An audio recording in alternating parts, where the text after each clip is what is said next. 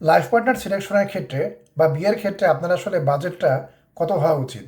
দেখেন, বিয়েতে কিন্তু অনেকগুলো ফেজ থাকে এবং আমি মনে করি বিয়ের বাজেটের ফেজ হচ্ছে মোট তিনটা ফেজ।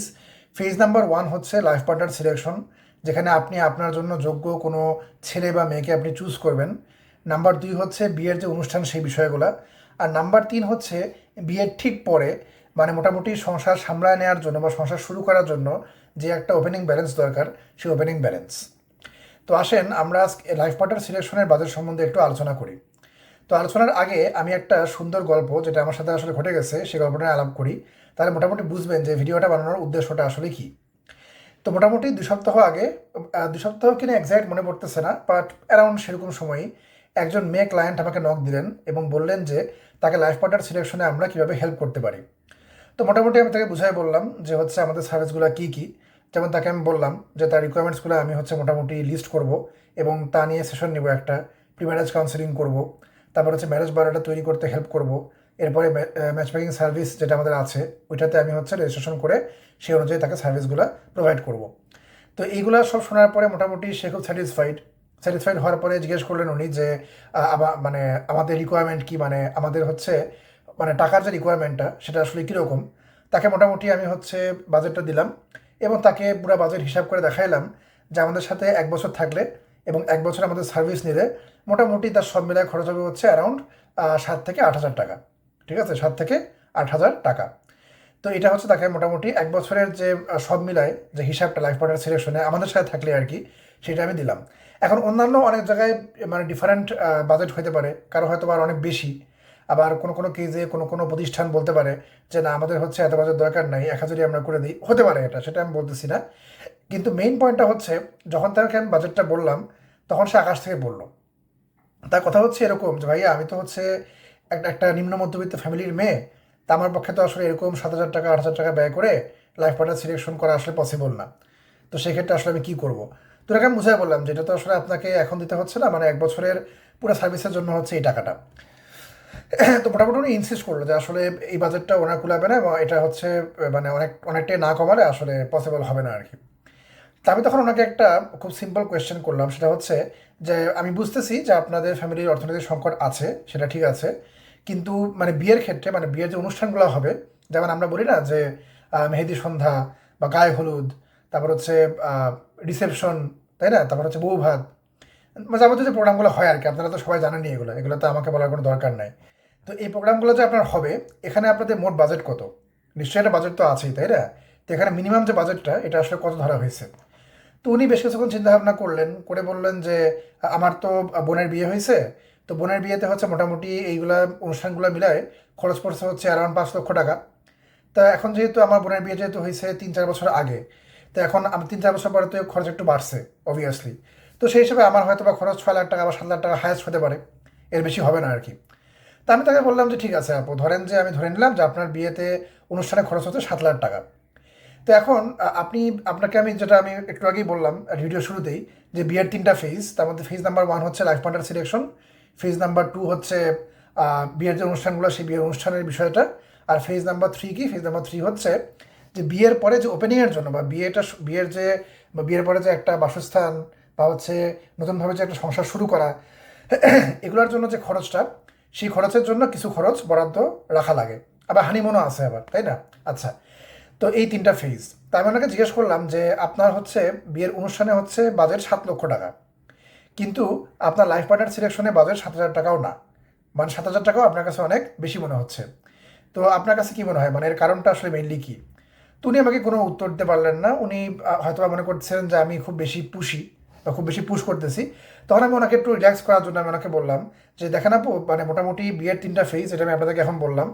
এর মধ্যে আপনি মোটামুটি চ্যাট জিপিটি বা অন্য কোনো জায়গাতেও সার্চ করতে পারেন, করে দেখতে পারেন যে আসলে বিয়ের 3টা ফেজের মধ্যে কোন ফেজটা আসলে বিয়েতে সফলতার জন্য, আমি আবারও বলি, বিয়েতে সাকসেসের জন্য বেশি ইম্পর্ট্যান্ট। এখন সাকসেস মানে কি?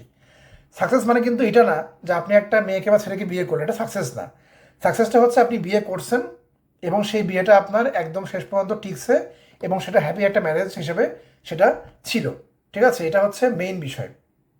আচ্ছা, তো এখন কথা হচ্ছে এই যে একটা বিষয় আমি যে বললাম যে হ্যাপি ম্যারেজের বিষয়টা, তো হ্যাপি ম্যারেজের জন্য 80% যেটা হচ্ছে সাকসেসের জন্য যেই জিনিসটা দরকার সেটা হচ্ছে একটা ভালো উপযুক্ত লাইফ পার্টনার সিলেকশন। তার মানে যদি আপনি আপনার কাঙ্ক্ষিত লাইফ পার্টনার যার রিকোয়ারমেন্ট আপনার সাথে মেলে এরকম এরকম যদি চুজ করতে আপনি না পারেন, তাহলে কি হয় বলেন তো?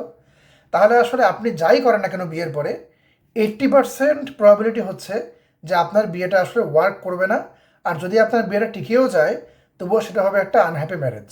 এবং আলটিমেটলি যেটা হচ্ছে র্যাঙ্কিং সেটা হচ্ছে একটা হ্যাপি ম্যারেজ সিঙ্গেল লাইফের চেয়ে ভালো। কিন্তু একটা সিঙ্গেল লাইফ একটা আনহ্যাপি ম্যারেজের চেয়ে হাজার গুণ ভালো।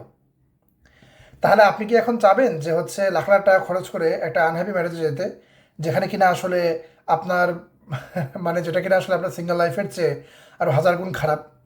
আপনি অবশ্যই সেটা চাবেন না, তাই না?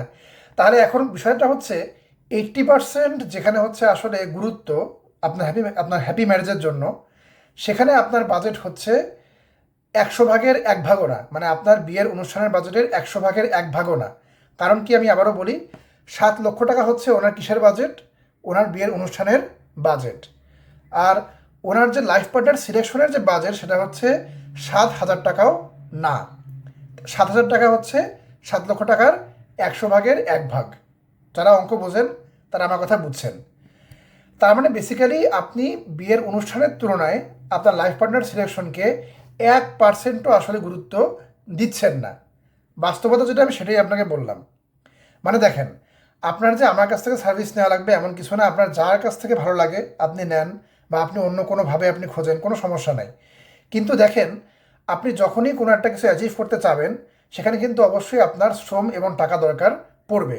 ঠিক আছে, এটা একদম নিশ্চিত। শ্রম এবং টাকা এই দুটো বিষয় আপনার দরকার পড়বে। এই দুটো বিষয় ছাড়া আসলে লাইফে কোনো কিছুই অ্যাচিভ করা আসলে পসিবল না। দেখেন, কোনো একজন ছেলে যদি চায় যে একটা ভালো ফিজিক ডেভেলপ করতে, ভালো ফিটনেস ডেভেলপ করতে, তাহলেও কিন্তু তার দরকার হচ্ছে দুটা জিনিস: শ্রম, মানে তার জিমে গিয়ে শ্রম করা, এবং নাম্বার 2 হচ্ছে ভালো খাওয়া দাওয়া করা। এবং এই দুটোই কিন্তু আসলে শ্রম এবং টাকার একটা সমন্বয়, এবং লাইফে যে কোনো জিনিসে এটা দরকার। তো এই বিষয়টা ওনাকে বলার পরে উনি মোটামুটি কনভিন্সড হলো, উনি মোটামুটি আমতা আমতা করলো। তো উনি এরপর লাস্টে আমাকে যেই বিষয়টা বুঝাইলো সেটা হচ্ছে যে আসলে আলটিমেটলি উনি তো জব করতেছেন না। স্বাভাবিক, উনি এখন 4th ইয়ারে হয়তো বা মনে হয় ছিলেন, উনি আমার মনে নাই এক্স্যাক্ট, উনি জব করতেছেন না।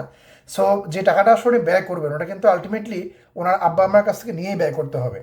এখন উনি যদি ওনার আব্বা আম্মাকে গিয়ে বলেন যে যে মা, আমি তো হচ্ছে এরকম বিয়ে করব, আমার লাইফ পার্টনার সিলেকশন যে ফেজটা আছে এই ফেজের জন্য আমার 7 থেকে 8 হাজার টাকা আসলে ব্যয় হবে, এই টাকাটা আমার এখন লাগবে, বা আমার আলটিমেটলি মানে মোটামুটি 1 বছরের স্প্যানেই টাকাটা আমার ব্যয় করতে হবে। ঠিক আছে, এখন এই কথা যদি বলে তার আব্বা আম্মাকে, তাহলে তার আব্বা আম্মা হয়তো বা তাকে মানে তাচ্ছিল্য করবে এবং চিন্তা করবে যে মেয়ে হচ্ছে পাগল হয়ে গেছে। ঠিক আছে, টাকায় কাছে ধরে কিনা। ঠিক আছে, এটা হচ্ছে মেন বিষয়। তো এই জন্য তার কথা হচ্ছে যে না, এখন আসলে আমার পক্ষে এটা পসিবল না। তো এই কারণে আসলে আপনাদের সার্ভিস যদি আমি নেইও, তাহলে জাস্ট হচ্ছে আমি ওই যে থাকে না যে ম্যাচ মেকিংয়ে রেজিস্ট্রেশন করে থাকা আর কি, নর্মালি যেটা হচ্ছে একদম নামমাত্র একটা টাকা দিয়ে করা যায়, সেটা আমি করব। পরবর্তীতে যদি ভালো কোনো সম্বন্ধ আসে পরে আমি সেই অনুযায়ী দেখে পরে কিছু পেমেন্ট আমি করতে পারবো আর কি। এই হচ্ছে মোটামুটি আমার কথার বা আমার তার সাথে আলাপের সারাংশ আর কি। তাহলে মোটামুটি এই আলাপ থেকে আপনারা বুঝতেছেন যে আসলে লাইফ পার্টনার সিলেকশনে আমাদের বাঙালিদের বাজেটটা আসলে ঠিক কেমন। ঠিক আছে, মানে এই বিষয়গুলো আসলে খুবই অবাক করা বিষয়। কারণ হচ্ছে এখানে আমি এতক্ষণ যা বললাম কোনো রকেট সায়েন্স না, কোনো মানে হাই থটের কোনো কথাবার্তা না। এগুলা গার্জিয়ানরাও বোঝে, আপনারাও বোঝেন, কিন্তু বুঝলেও আপনারা না বোঝার ভান করেন। এবং মনে কর পরে যখন আপনারা বিয়ের পরে যখন দেখেন যে বিয়েটা হচ্ছে আসলে খুবই সাদা কালো, এবং এখানে কোনো হ্যাপিনেস নাই, বা শর্ট ডিভোর্স হচ্ছে, বা হচ্ছে কারো কারো তো বিয়েই হচ্ছে না। মানে মেয়ে মানুষ মনে করেন যে ছেলে খোঁজা শুরু করছে তার বয়স যখন ছিল 24, এখন তার বয়স হয়ে গেছে 32, তাও হচ্ছে কোনো মানে কি বলে ছেলে পাওয়ার কোনো নাম নাই। তখন আপনারা চিন্তা করেন যে ভাগ্যের দোষ। এটা কি আসলেই ভাগ্যের দোষ? আপনার কি মনে হয়? মানে দেখেন, সরি আমার গলাটা আজকে একটু সমস্যা আছে, আমি অসুস্থ ছিলাম, এই জন্য আমি আগেই সরি বলে নিচ্ছি বারবার, হচ্ছে কাশি দিচ্ছি এই কারণে। কিন্তু কথাটা বলি আর কি। তো দেখেন, আপনি একটু চিন্তা করে দেখেন যে আপনার বাজেট, মানে ওই মেয়ের বাজেট ছিল হচ্ছে যে বিয়ের অনুষ্ঠানে 7 লক্ষ টাকা। এখন মোটামুটি এটা সবাই জানেন আপনারা যে বিয়ের অনুষ্ঠানের আসলে বিয়েতে সফলতার ক্ষেত্রে কোনো সিগনিফিকেন্স নাই। এমনকি যারা আমরা প্র্যাকটিসিং মুসলিম তারা কিন্তু আমরা এটাও জানি যে হাদিসেই আছে সেই বিয়েই উত্তম যে বিয়েতে আসলে খরচ কম। তার মানে বিয়েতে খরচ যদি বেশি আমরা করি তাহলে বিয়েতে আসলে রহমতটা কিন্তু আসলে আলটিমেটলি কমে যায়। ঠিক আছে, এটা হচ্ছে মেইন বিষয়। কথা বলার মতো বোঝেন। তার মানে আমরা আসলে বাজেট ব্যয় করতেছি এমন খাতে, যেই খাতে বাজেট ব্যয় করলে বিয়েতে আসলে সাকসেস রেটটা আরও কমবে হাদিস অনুযায়ী। আমার কথা আমি বলতেছি না, হাদিস অনুযায়ী।